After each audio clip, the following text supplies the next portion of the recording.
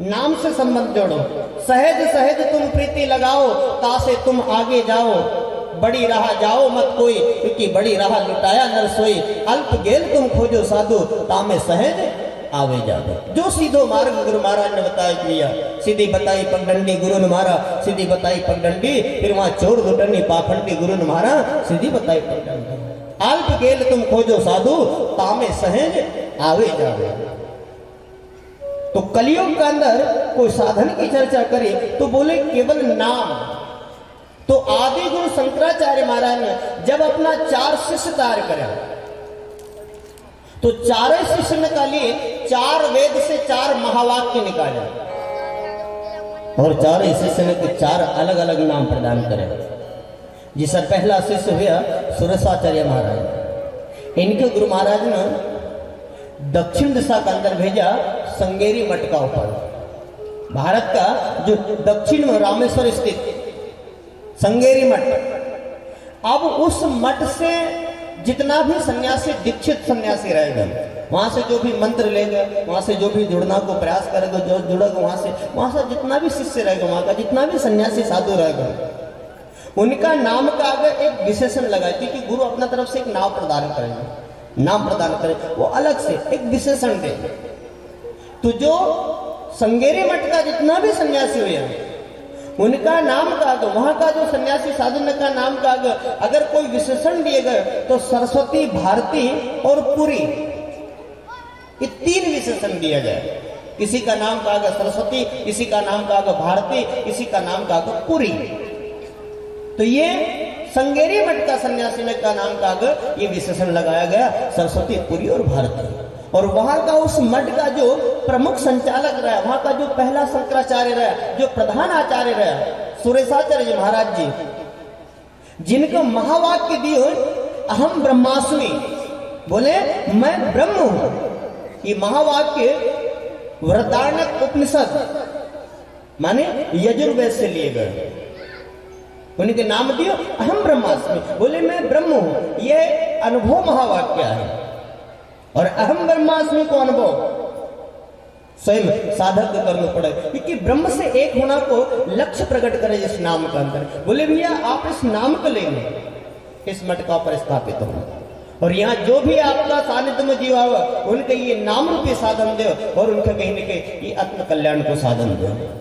तो पहला शिष्य सुरेशाचार्य महाराज, इनको भेजा दक्षिण दिशा के अंदर संगेरी मठ का ऊपर। अब दूसरा शिष्य जो हुआ पद्माचार्य महाराज, इनके गुरु महाराज ने गोवर्धन मठ का ऊपर पूर्व दिशा के अंदर, माने पूर्व दिशा में जो जगन्नाथपुरी स्थित, वहां गोवर्धन मठ की स्थापना करी। और यहाँ का जो पहला आचार्य हुआ, पहला शिष्य हुआ, पहला वहां का शंकराचार्य जो हुआ, प्रधान आचार्य हुआ, वो पद्माचार्य महाराज। और इस मठ से जितना भी दीक्षित सन्यासी रहेगा, जितना भी दीक्षित साधु रहेगा, उनका नाम का आगे जो विशेषण लगाया गया वो अरण्य और वन, ये 2 विशेषण दिया, अरण्य और वन। यहाँ का दीक्षित सन्यासी ने कहा गया। और उस समय पद्माचार्य महाराज का जो महावाक्य दिए, जो नाम दिए, प्रज्ञाननम ब्रह्म, माने ये ऐत्रेय उपनिषद ऋग्वेद से ले गए, और इनके नाम दियो प्रज्ञाननम ब्रह्म। प्रज्ञा रूप उपाधि वाला आत्म ब्रह्म है। इस वाक्य का अंदर एक लक्षण वाक्य है, और उस सर्वोच्च का, उस परमात्मा का, उस ब्रह्म का एक अंदर लक्षण बताया। तो बोले ब्रह्म का लक्षण क्या? तो बोले प्रज्ञाननम ब्रह्म, वह विज्ञान घन है, वह ठोस है, एक रत्ती भर जगह की खाली नहीं है, बिल्कुल वो सर्वत्र है। एक वेद के सर्वम खलविदम ब्रह्म, अगर वेद का न्याय से लेके जाए तो वेद अपनी वाणी में लिखे कि जो परमात्मा है, जो वह ब्रह्म है, वो सर्वत्र है, सर्वम खलविदम ब्रह्म। रामचरितमानस का न्याय से लेके जाए तो रामचरितमानस के अंदर बाबा तुलसीदास जी लिखे हरि व्यापक सर्वत्र समाना, प्रेम के प्रगटे सो मैं जाना। गीता का न्याय से लेके जाए तो भगवान श्री कृष्ण अर्जुन से कहते हे अर्जुन वासुदेव सर्वम, मैं सर्वव्यापी हूं। और अगर सिंगाजी बाबा की वाणी का न्याय से देखे जाए, परचरी पुराण का न्याय से देखे जाए, तो सिंगाजी बाबा भी अपनी वाणी के अंदर लिखे कि भाग बढ़े जाए जहां चाली, साई बिना एक रति नहीं खाली, कपड़ा को छेद पर करता को नहीं, ऐसो सगन पूरी रह सकता है। सिंगाजी बाबा तो अपनी वाणी में यहाँ तक प्रमाण दे कि इस कपड़ा के अंदर इतनी जगह खाली है कि हम पानी डाला तो बाहर निकले जाए, लेकिन परमात्मा की रचित सृष्टि के अंदर परमात्मा का अलावा एक रति भर जगह भी खाली नहीं है। जैसे सिंगाजी बाबा एक जगह लिखे कि सिंगा सूरज एक है, सूर्य एक है, लेकिन एक सूर्य को प्रकाश जो चले वो सर्वत्र है, सारी सृष्टि के अंदर, पूरा विश्व के अंदर। हम ये नहीं कह सकता कि हमारा देश में जो प्रकाश है वो सूर्य अलग सूर्य को प्रकाश है, विदेश में कोई अलग सूर्य को प्रकाश है, नहीं, सारी सृष्टि में, पूरा विश्व में एक ही सूर्य सारा विश्व को प्रकाशित कर रहे हैं। ऐसे ही एक वो ब्रह्म सत्ता सारा विश्व का अंदर, सारा जगत का अंदर, सारा ब्रह्मांड का अंदर चराचर में व्याप्त है। सिंगा सूरज एक है जहां तहां निज धाम, ऐसो साईं एक है जहां तहां निज धाम। वह विज्ञान घन है, प्रज्ञाननम ब्रह्म, ये नाम दिए, ये महावाक्य दिए पद्माचार्य महाराज। बोले भैया आप इस नाम के लेना, पूर्व दिशा के अंदर गोवर्धन मठ का ऊपर जाओ, उनको वहां स्थापित करें। जो तीसरा शिष्य हुआ आचार्य हस्तामलक, इनके गुरु महाराज ने पश्चिम दिशा के अंदर शारदा मठ, जो पश्चिम दिशा में गुजरात में स्थित द्वारका धाम शारदा मठ, यहाँ का जो प्रथम आचार्य रहा वो हस्तामलक जी।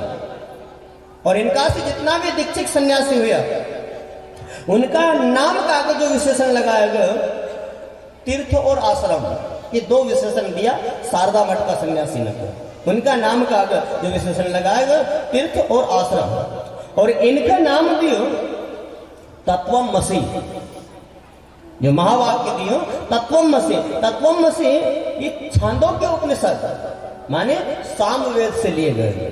बोले भैया आप इस नाम का रखो, तत्वमसि माने वह पूर्ण ब्रह्म तू है, यह एक उद्देश्य महावाक्य है। और गुरु अपना शिष्य के इसी बात को उपदेश देगा, इसी बात को संकेत देगा, इसी बात की दीक्षा देगा कि भैया जिस ब्रह्म का लिए तू जगत का अंदर भटके रहो, जिस ब्रह्म को पाना का लिए तू संसार में भटके रहो, दर दर भटके रहो, वो ब्रह्म बाहर नहीं मिलना। तो कितना भी आप बाहर भटके लो, कितना भी बाहर खोज लो, सिंगाजी बाबा अपनी वाणी में यहाँ तक लिखे कि चौ दिशा मन को छोड़िया, साहब ढूंढे लावे पर बाहर ढूंढे हरि ना मिले, वो तो घट में ला लाए पर कोई मिले नहीं हमारा देश को, जैसे कहो हमारा मन। तो गुरु महाराज की भैया ये तत्वमसि वह ब्रह्म तू है, ये उपदेश महावाक्य। और गुरु अपना शिष्य किसी बात को उपदेश दे तो बोले भैया आप इस नाम को ले नहीं शारदा मठ का ऊपर जाओ। और जो चौथा शिष्य हुआ आचार्य टोटक जी, टोटकाचार्य महाराज, इनके गुरु महाराज ने उत्तर दिशा के अंदर ज्योतिर्मठ का ऊपर स्थापित करा। और ज्योतिर्मठ से जितना भी सन्यासी साधु दीक्षित होगा उनका नाम का आगे जो विशेषण लगाया गया गिरी, पर्वत और सागर। किसी का नाम का आगे गिरी तो किसी का नाम का आगे पर्वत तो किसी का नाम का आगे सागर। अब इनका नाम दियो आयम आत्मा ब्रह्म। टोटकाचार्य महाराज के जो वेद को महावाक्य दियो आयम आत्मा ब्रह्म, ये मांडुक्य उपनिषद को अथर्ववेद से लिए गए।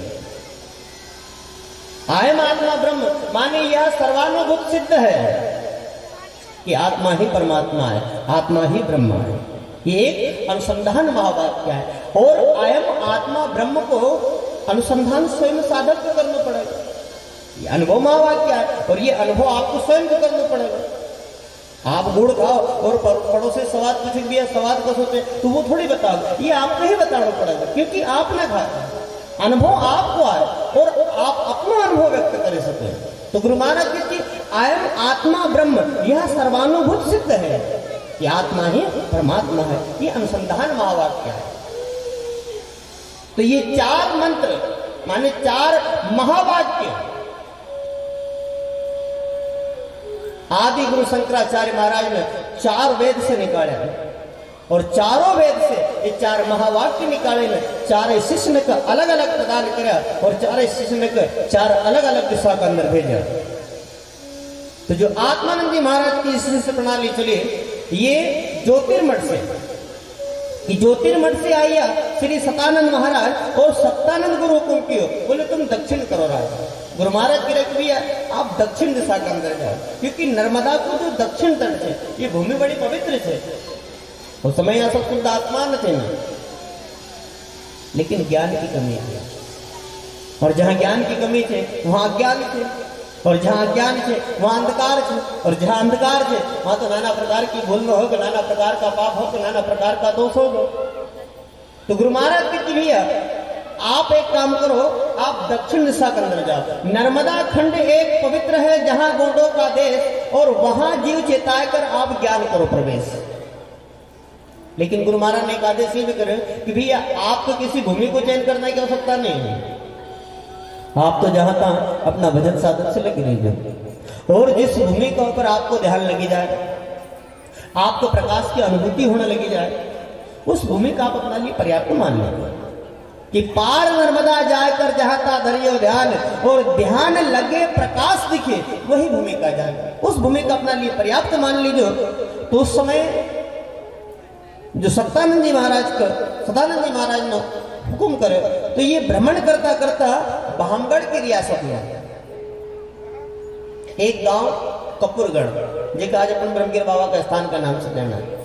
जैसे ही कपूरगढ़ का ऊपर पहुंचा और ये अपना आसन लगे, ध्यान करने लगे, भजन करने लगे, तो इनको बैठते समय लगे, लेकिन एक ध्यान स्थिति में पहुंचना में समय नहीं लगे। भामगढ़ की रियासत में ग्राम कपूरिया ठाम और आसनदार बैठक गए, संत लियो विश्राम। आज उस भूमि का कम से कम 400-500 साल पहले ये महापुरुष आया है, लेकिन वो भूमि आज भी जागृत है। लेकिन उसके अंदर थोड़ा भाव अपन ये भी देख लिया है कि जेका हम कपूरगढ़ माना है, जहां बाबा की, ब्रह्मगिर बाबा की समाधि छे, जगन्नाथ गिर बाबा की समाधि छे, हम उसको कपूरगढ़ माना है, लेकिन असली कपूरगढ़ कहाँ छे ये हमारा बाबा जैसे कुछ ही नहीं है, क्योंकि हर साल में दर्शन करना चली जाए, और वहाँ का महात्मा न को कहनो, वहाँ का संत न कहनो, आज भी छे कि अमावस पूर्णिमा की रात आज भी वहाँ जहान मृदंग बजे, कोई बजाना वालों नहीं, आपो आप वो नान अनुभूति आज भी वहां पर। तो उस भूमि का ऊपर जब गया तो वहां बैठता टाइम लगे, लेकिन एक ध्यान स्थिति में पहुंचना में समय नहीं लगे, और उन्होंने उस समय निर्णय ले लिया कि अगर अपना लिए पर्याप्त भूमि थे तो यही भूमि थी, और उस भूमि का ऊपर आज तक 65 तो सिद्ध हुआ और कहीं संत हुआ, 65 सिद्ध प्रकट भय उनकी भई आशीष, और उनकी कछु संख्या को हो तो वहां सब है कोटि। तो वहां फिर आत्मानंद महाराज की एक शिष्य प्रणाली चली। आत्मानंद महाराज का शिष्य हरिहरानंद जी महाराज, हरिहरानंद जी महाराज का शिष्य ज्ञानानंद जी महाराज, ज्ञानानंद जी महाराज का शिष्य भावानंद जी महाराज, भावानंद जी महाराज का शिष्य आत्मानंद जी महाराज, आत्मानंद जी महाराज का शिष्य जगतानंद जी महाराज, जगतानंद जी महाराज का शिष्य सत्तानंद जी महाराज, और सत्तानंद जी महाराज का शिष्य सदानंद जी महाराज, और सदानंद जी महाराज का फिर 4 शिष्य हुआ, मेघनाथ, अपारनाथ, रामदत्त और अवगढ़नाथ। ये 4 शिष्य में से जो सिंगाजी बाबा की लाइन चली, ये सदानंद जी का जो चौथा शिष्य है अवगढ़नाथ बाबा, उनका से चली। अवगढ़नाथ बाबा का शिष्य भिकारीनाथ बाबा, भिकारीनाथ बाबा का शिष्य लालगिरनाथ बाबा, लालगिरनाथ बाबा का शिष्य जगन्नाथ गिर बाबा, जगन्नाथ गिर बाबा का शिष्य ब्रह्मगिर बाबा, और ब्रह्मगिर बाबा का शिष्य मंडंगिर बाबा, और मंडंगिर बाबा का शिष्य सिंगाजी बाबा का रूप हुआ। ऐसी अनादि काल से आज तक के एक गुरु शिष्य की परंपरा। और सिंगाजी बाबा जो जैसा महापुरुष, इनकी जो लिंक जुड़ेल थे ने वो स्वयं आदि ब्रह्म से थे, कोई बीच में से खड़ा हुआ साधु नहीं है। इनकी गुरु परंपरा अगर देखे जाए तो सिंगाजी बाबा की लिंक देखे जाए तो स्वयं आदि अनादि ब्रह्म से जुड़े थे। तो गुरु महाराज की ये गुरु प्रणाली आज से नहीं अनादि काल से चली रही, गुरु परंपरा जो आज से नहीं अनादि काल से चली रही। और जिस समय इस भूमि का ऊपर इस कलिकाल कलयुग के अंदर स्मृति लोग में पाप को अति भार बढ़ने लगे,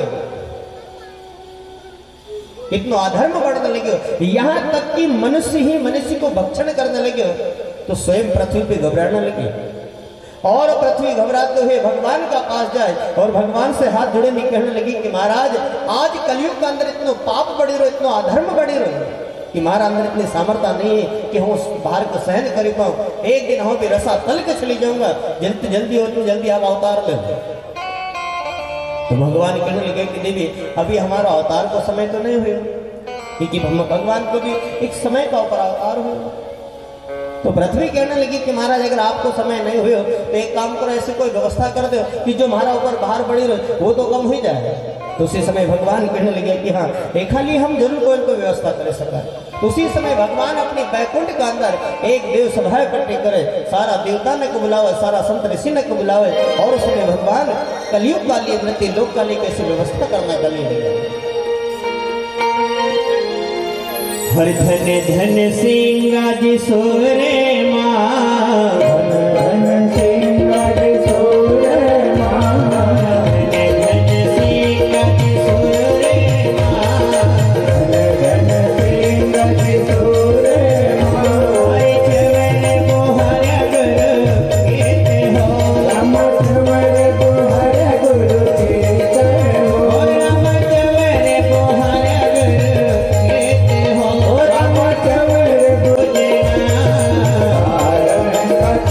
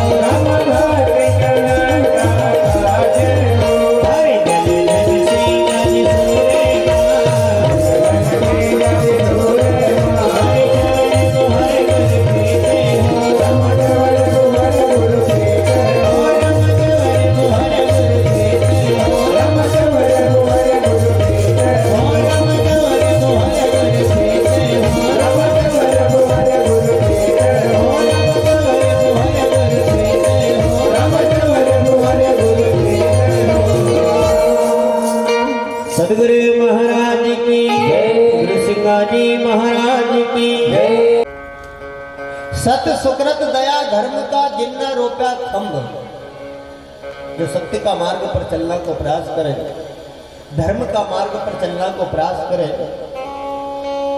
आज कलयुग के अंदर आसुरी वृत्ति इतनी बढ़ी गई ना कि कहीं न कहीं उनको रोकना को प्रयास करे, बाधा पहुंचाना, विघ्न डालना, नाना प्रकार का।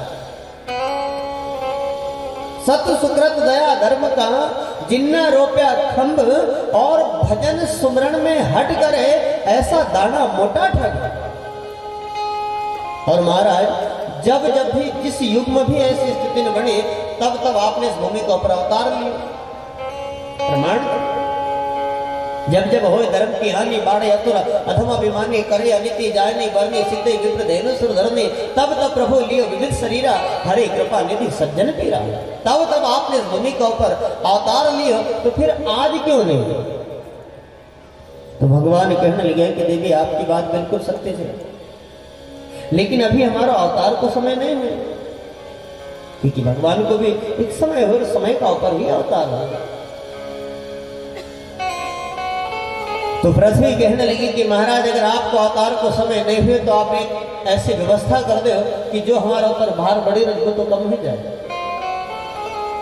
भगवान के हाँ एक खाली हम जरूर को इनको व्यवस्था कराएंगे। तो उसी समय भगवान अपनी बैकुंठ के अंदर एक देव सभा इकट्ठी करेंगे। सारा देवता ने को बुलाओ, सारा संत ने को बुलाओ, सारा ऋषि ने को बुलाओ कि भार पड़े धरणी थर हरे, प्राश्चित बड़ियो अपार, और सकल देव बुलाए के हैं। मानो साहब करता विचार, भगवान ने सारा देवता ने को बुलाया, सारा संत ऋषि ने को बुलाया, और उनका बीच एक 5 पान को बीड़ो रखे कि बैकुंठ बिड़ीलो रोपिया ऐसा आप ही श्री महाराज, जाओ रे संत मृत्यु लोग में तुम भक्ति करना चाहता। भगवान सारा देवता न से, सारा संत ऋषि ने से कहने लगे कि भैया अगर आप में से कोई समर्थ हो तो इस पीड़ा का ग्रहण कर दें और आज मृत्यु लोक का अंदर जाए, क्योंकि मृत्यु लोक में अति पाप बढ़े रहे, अधर्म बढ़े रहे, और वहां की व्यवस्था सुधारना के लिए आप में से कोई समर्थ हो तो इस पीड़ा का ग्रहण कर। बैकुंठ बिड़ीलो रोपिया ऐसा आप ही श्री महाराज, जाओ रे सत्य मृत्यु लोग में तुम भक्ति करना कहा।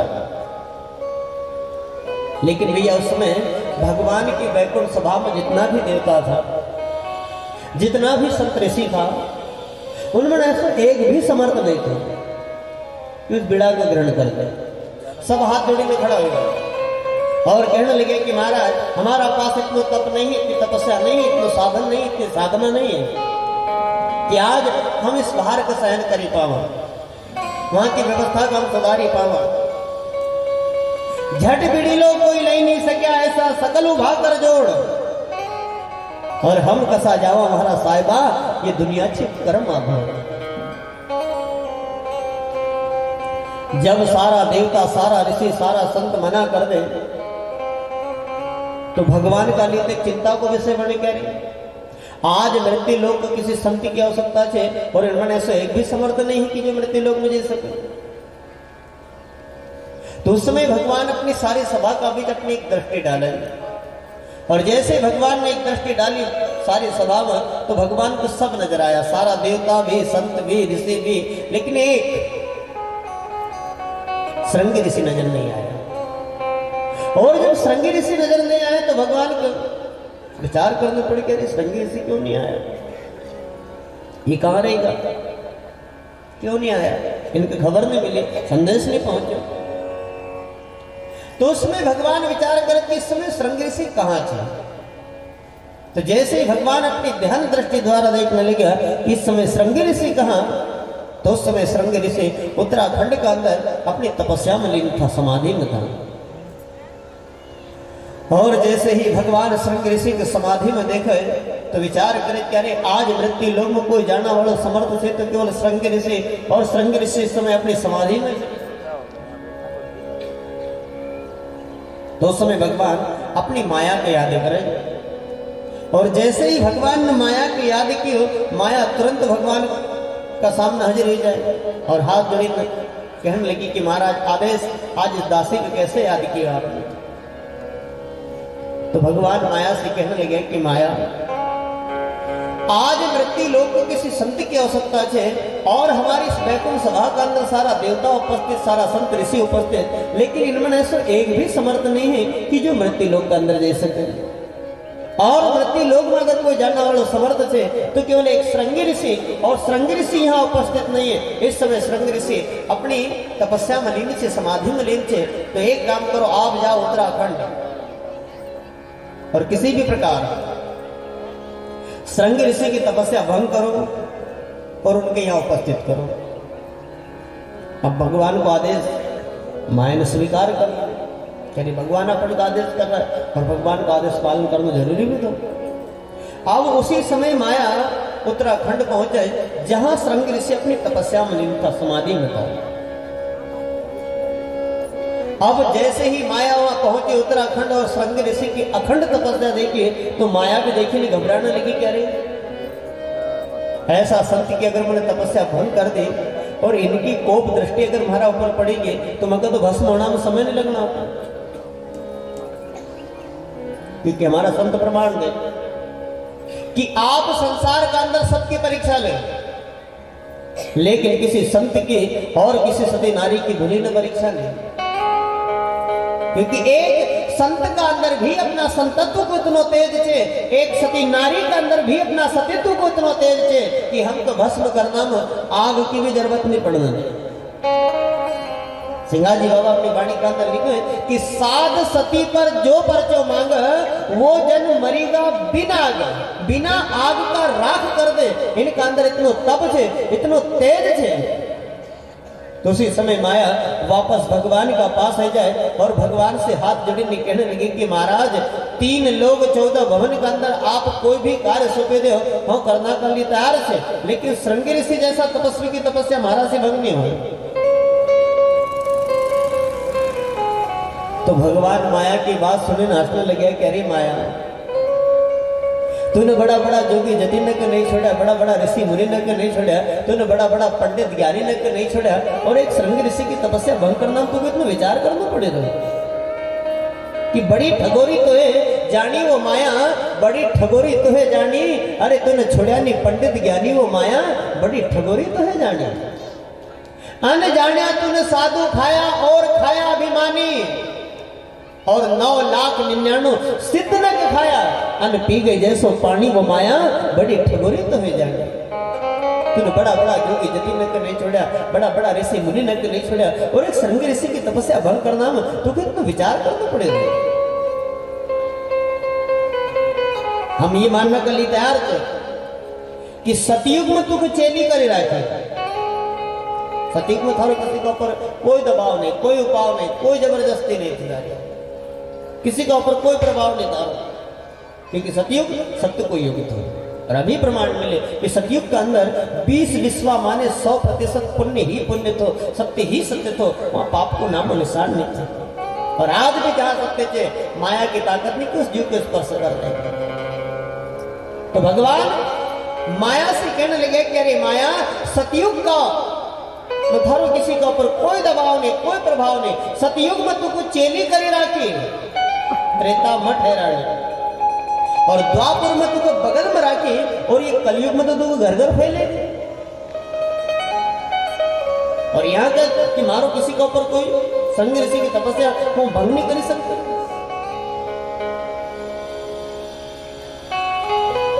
अरे तूने बड़ा बड़ा जोगी जति ऋषि मुनि ने नहीं छोड़ा, और एक श्रृंगी ऋषि की तपस्या भंग करना में तो कितना विचार करना पड़ेगा। इसी बात को सिंगाजी बाबा भी अपनी वाणी के अंदर लिखे कि भैया, ये माया ने तो ऐसा ऐसा न लूटी लिया, ऐसा ऐसा न ठगी लिया। तब तो सिंगाजी बाबा को यहाँ कहना पड़े कि लिखना पड़े कि भैया जो जो भी इस माया का फल में पड़ा नहीं, माया ने उनको नहीं छोड़ा। माया के फंद क्यों पड़ा मूर्ख मन, माया के फंद क्यों पड़ा, अरे तोहे जमगण देंगे आड़ा मूर्ख मन, माया के फंद क्यों पड़ा। सिंगाजी बाबा तो अपनी वाणी में यहां तक प्रमाण दे कि भैया ये माया ने ऐसा ऐसा लेकर लुटी लिया कि आप विचार करो, स्वयं भगवान राम जिनका भी गुरु माने जाता था, विश्वामित्र जैसा। लेकिन ये माया ने उनको भी नहीं छोड़ा। माया व्यापी विश्वामित्र को जाए वशिष्ठ संग भिड़ा। विश्वामित्र जी का पास 60,000 साल की तपस्या थी और उस तपस्या की कहीं न कहीं इतनी गर्मी थी उनका कि वशिष्ठ महाराज से छिड़ेगा, उनका से भिड़ेगा और उनका से पूछने लगे कि महाराज तुम्हारे पास कितना तप है, तो तुम्हारे पास कितना साधन है, तो तुम्हारे पास कितनी तपस्या है।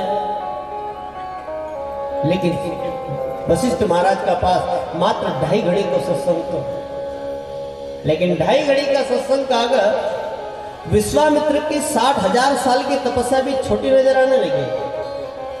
तब कही तात स्वर्ग अपवर्ग दुख धरी तुला एक अंग और तुलनता ही सकल मिली जो लव सत्संग। हमारा सत्य तो यहाँ तक प्रमाण दे कि एक परिणाम स्वर्ग अपवर्ग को भी सुख रखी दो और एक परिणाम अगर कुछ घड़ी 2 घड़ी को सत्संग रखी दो तो सत्संग की तुलना वो सत्संग माने स्वर्ग को सुख भी छोटो पड़ी जाए। तात स्वर्ग अपवर्ग दुख धरी तुला एक अंग तुलनता ही सकल मिली जो लव सत्संग। तो यहां गुरु महाराज की माया व्यापी विश्वामित्र को जाए वशिष्ठ संग भिड़ा और दान दिया लो सत्संग का, गिरा हम का घोड़ा मूर्ख मन ये माया के फंद क्यों पड़ा। दशरथ भय के कई के बस में दिया आपस में लड़ा और रामचंद्र वनवास सिधारे, तुरंत कलेवा छोड़ा मूर्ख मन माया के फंद क्यों पड़ा। पारासर गंगा के तट पर बेकी नौका चढ़ा, दुर्गंधा की भी सुगंधा, व्यास विष्णु को गढ़ा मूर्ख मन माया के फंद क्यों पड़ा। बड़े भागी परीक्षित राजा जिनके सर पर कलयुग चढ़ा, और तो पुण्य प्रबला स्वामी जी आए जब लगा सुर पर धड़ा मूर्ख मन माया के फंद क्यों पड़ा। गरुड़ गौरव कार्तिक लक्ष्मण जिनका अटल झंडा गड़ा, और कहे जब सिंगा सुनो भाई साधु सब में पवन सुत है बड़ा मूर्ख मन माया के फंद क्यों पड़ा।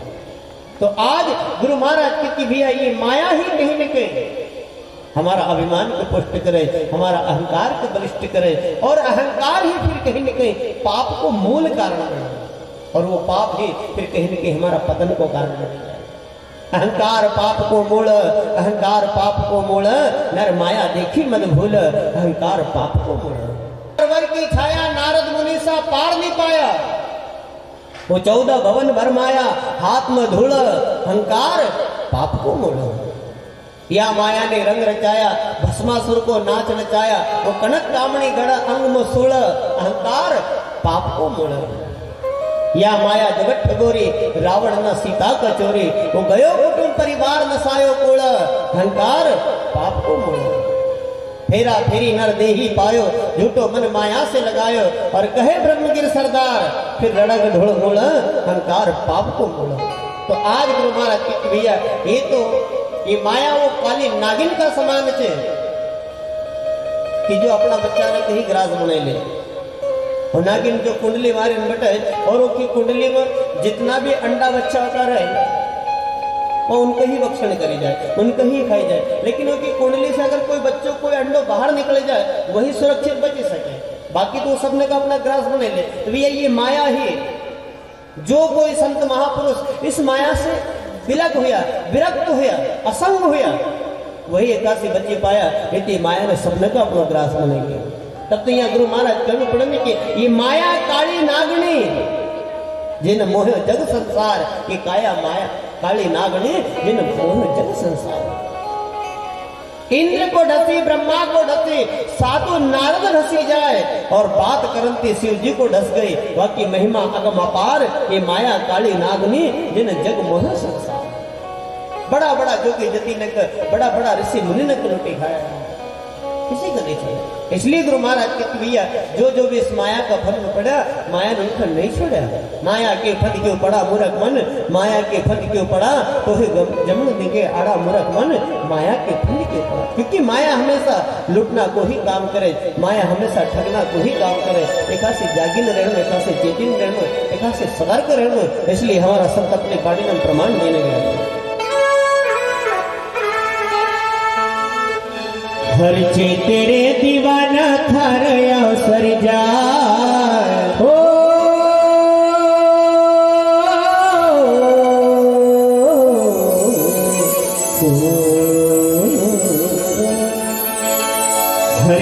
तेरे दीवाना थारयो सर जाय हरिया माया ठगरी तू के ठगी ठगी खाए तेरे दीवाना थारयो सर जाय माया ठगरी तू के ठगी ठगी खाए तेरे दीवाना थारयो सर जाय माया ठगरी तू के ठगी ठगी खाए तेरे दीवाना थारयो सर जाय माया ठगरी तू के ठगी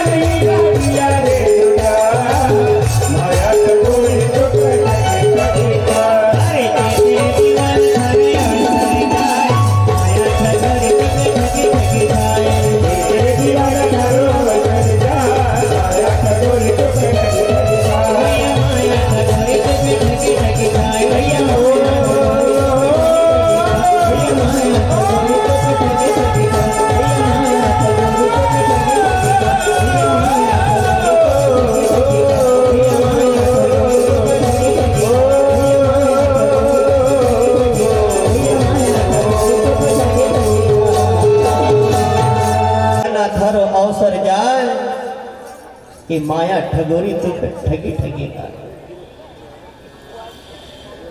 तो आज भगवान माया से कहते अरे माया तुमने बड़ा बड़ा जोगी जल्दी ऋषि मुनि के नहीं छोड़ा, पर एक श्रृंग ऋषि की तपस्या भंग करना कर ली तो तुमको विचार करना पड़ेगा। एक बार दोबारा जाओ और कुछ समय इंतजार करो, आपको जरूर कोई ना कोई उपाय मिलेगा और कुछ सहयोग आपको हम भी कराएंगे।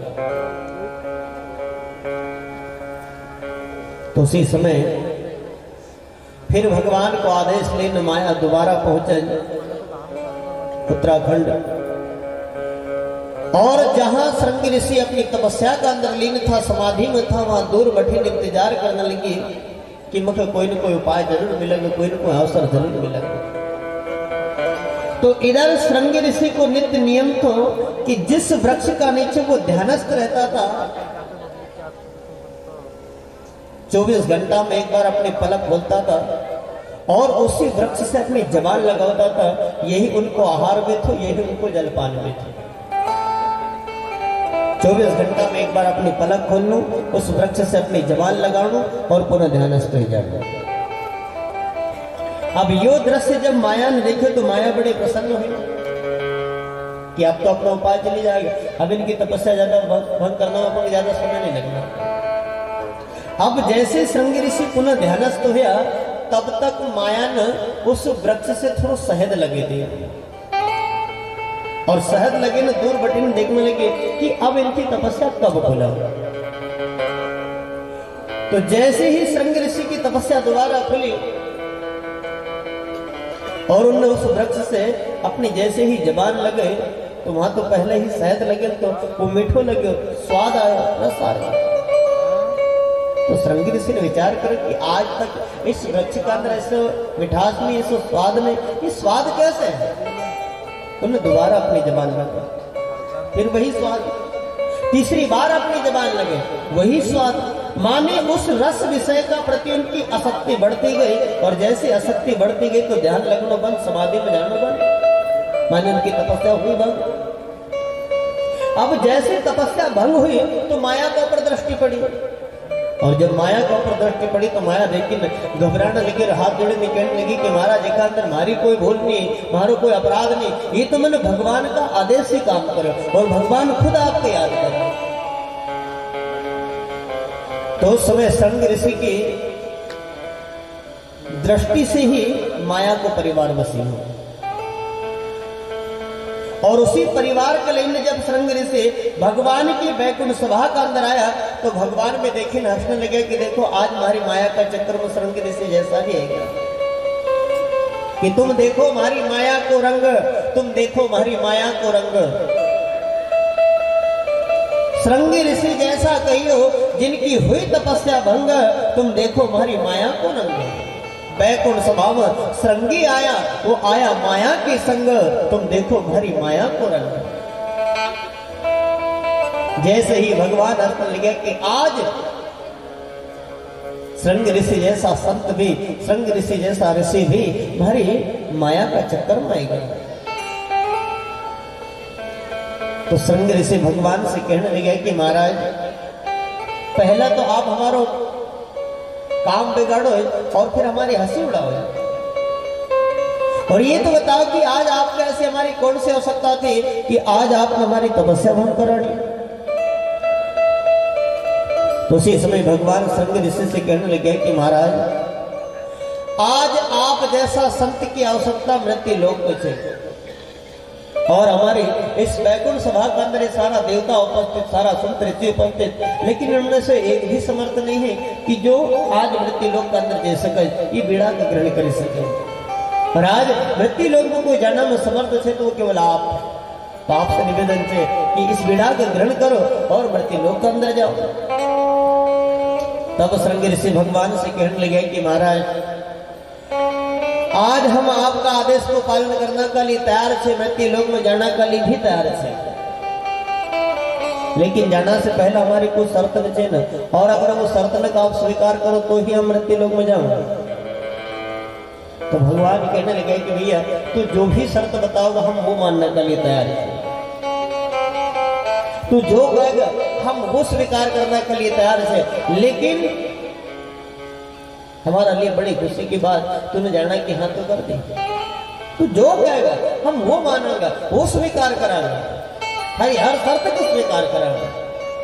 तो भगवान कहने लगे, श्रृंग ऋषि कहने लगे कि ठीक है महाराज हम भी जाने के लिए तैयार।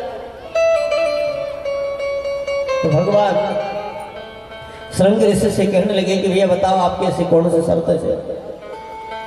तब श्रृंग ऋषि भगवान से कहने लगे कि महाराज आज हमारी शर्त ये रहेगा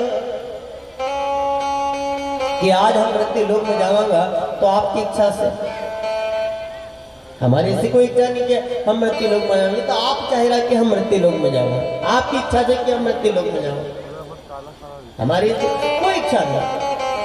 लेकिन आज हमारी शर्त ये रहेगा कि आज हम मृत्यु लोक में जाऊंगा आपकी इच्छा से, आपका आदेश से, लेकिन आवांगा हमारी इच्छा से।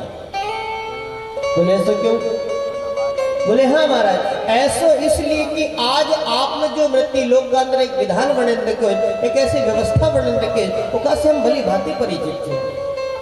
और आज आपने मृत्यु लोक में कैसी व्यवस्था बने रखे, संविधान बने रखे कि यहाँ जिनको भी जन्म होगा एक दिनों की मृत्यु भी निश्चित है, और इसीलिए एक नाम ही मृत्यु लोक रखेगा, या जिनको भी जन्म होगा क्योंकि एक दिन मृत्यु निश्चित है। तो आज श्रृंग ऋषि भगवान से कहने लगे कि भैया आज मृत्यु लोक में आज आपने जो एक विधान बने रखे, एक व्यवस्था बने रखी, एक से आज हम भली भांति परिचित है, और आपका घर को तो ये नियम थे, आपका कारखाना को नियम जो थे बड़ो अजब गजब थे। अजब तेरा कारखाना रे साहिबा, अजब तेरा कारखाना, वहाँ एकाएकी का जाना रे साहिबा, अजब तेरा कारखाना। महाराज तुम्हारा घर को जो नियम थे नहीं बड़ो अजब गजब को थे कि वहां से आना के सबको मालूम थे। आपका घर अगर कोई बच्चा को जन्म होना हो तो कोई भी डॉक्टर वेद आपको समय बता दे, कोई जान आपको समय बता दे कि भैया फलाना दिन फलाना समय आपके घर बच्चा को जन्म होगा। आना की सबको मालूम थे, लेकिन जाना की कोई नहीं बता पा रहा। तो अजब तेरा कारखाना रे साहिबा, अजब तेरा कारखाना, वहां एकाएकी का जाना रे साहिबा, अजब तेरा कारखाना। और तुम्हारा घर को ये नियम प्रतिदिन चली रहे, कहीं एक मूर्ति आवे नगर में, कहीं एक बाहर जाना, कई मूर्ति न गाँव में आई, कई मूर्ति न गाँव से विदा हुई माने कई एक का जन्म हो रहा है तो कई एक की मृत्यु हो रही। अंतर केवल इतना ही कि जहाँ जन्म हो रहा है वहां तो आनंद बधावा हो रहा है, लेकिन जहाँ मृत्यु हुई वहां रोना गाना हो रहा है। कई एक मूर्ति आवे नगर में, कई एक बाहर जाना, और कई एक घर तो होत बधावा, कई एक घर हो रोना रे साहिबा, अजब तेरा कारखाना।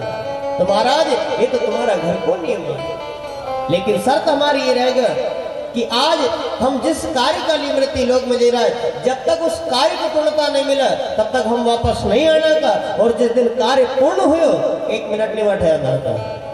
शर्त हमारी यही रहेगा कि जावांगा आपकी इच्छा से, आवांगा हमारी इच्छा से। तो भगवान कहने लगे कि भैया तू जो भी शर्त कहेगा हम वो मानना कर लिए तैयार है, हर शर्त स्वीकार करना कर लिए तैयार थे, तू थारी इच्छा से आ जाए, लेकिन तू जा तो सही। भगवान ने पहले शर्त स्वीकार करी, फिर भगवान कहते भैया कोई दूसरी शर्त हो तो वो भी बताओ। तब शृंग ऋषि कहने लगे कि महाराज दूसरी शर्त हमारी ये रहेगा कि आज हम मृत्यु लोक में जावांगा तो एक ग्रस्त परिवार में जन्म ले आऊंगा, और ग्रस्त परिवार में जन्म ले आऊंगा तो हम ग्रस्ती बने रहांगा। आपको कि वहां कोई दाढ़ी बढ़ावा की, कोई जटा बढ़ावा की, कोई भगवा कपड़ा पहना, कैसी कोई वेशभूषा धारण करा, ये कुछ नहीं। हम एक साधारण वेशभूषा में रहांगा, लेकिन मन वचन कर्म का साथ पूरी निष्ठा का साथ आपका कार्य करने की जवाबदारी लेगा। लेकिन महाराज हम रहांगा, हम जन्म लेवांगा ग्रस्त परिवार में, हम एक ग्रस्ती बनी रहांगा, लेकिन हमारा जो हम तो तुम्हारा काम से लेके जाऊंगा, लेकिन हमारा जो परिवार रहेगा नहीं, उस परिवार के पालन पोषण की जवाबदारी आपकी रहेगी। ये भी एक पट्टा पर लिखा पढ़ी करेंगे, पट्टा लिखाया हरि नाम का पालन को परिवार, और सामरस सिंगाजी सूरमा जिनने भली बजाई परिवार। तो यहाँ सिंगाजी बाबा का 2 परिवार हुआ, एक नाद और एक बिंद। बिंद परिवार जो आज भी परंपरागत बाबा को परिवार चले रहे, वो एक बिंद परिवार, और हम सब उनका अनुयायी, उनका उपदेशी, उनका मार्गदर्शन को अनुसरण करने वाला, उनका प्रति श्रद्धा भाव रखने वाला, हम सब बाबा का नाद परिवार का है। और ये 2 परिवार में से भी बाबा का परिवार को वही माने जाएगा जो उनका नाम को अनुसरण कर रहे हैं, जो उनका आदेश को पालन कर रहे हैं। लेकिन यह वाणी प्रमाण दे, पट्टा लिखाया हरि नाम का पालन को परिवार, जो उनका आदेश को पालन कर रहे, जो उनका मार्ग को अनुसरण कर रहे।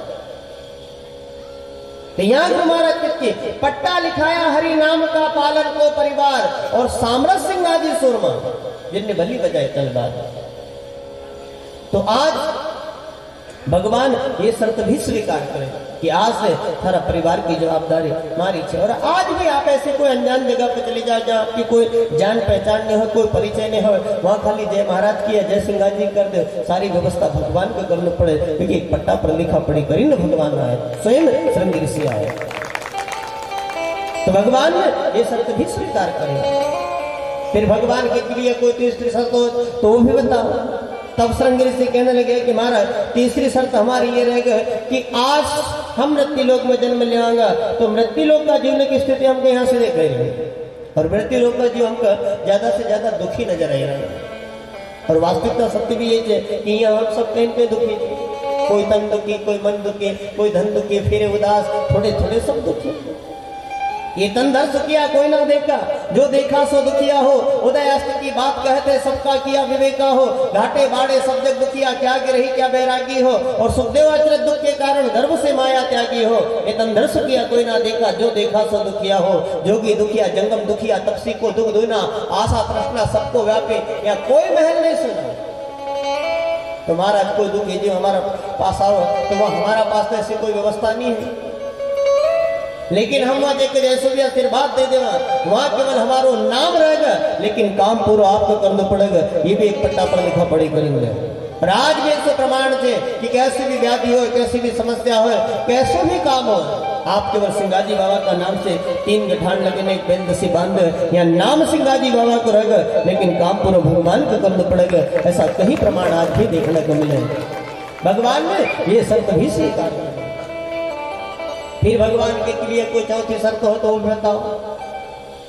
तब श्रृंग ऋषि कहने लगे कि महाराज चौथी शर्त हमारी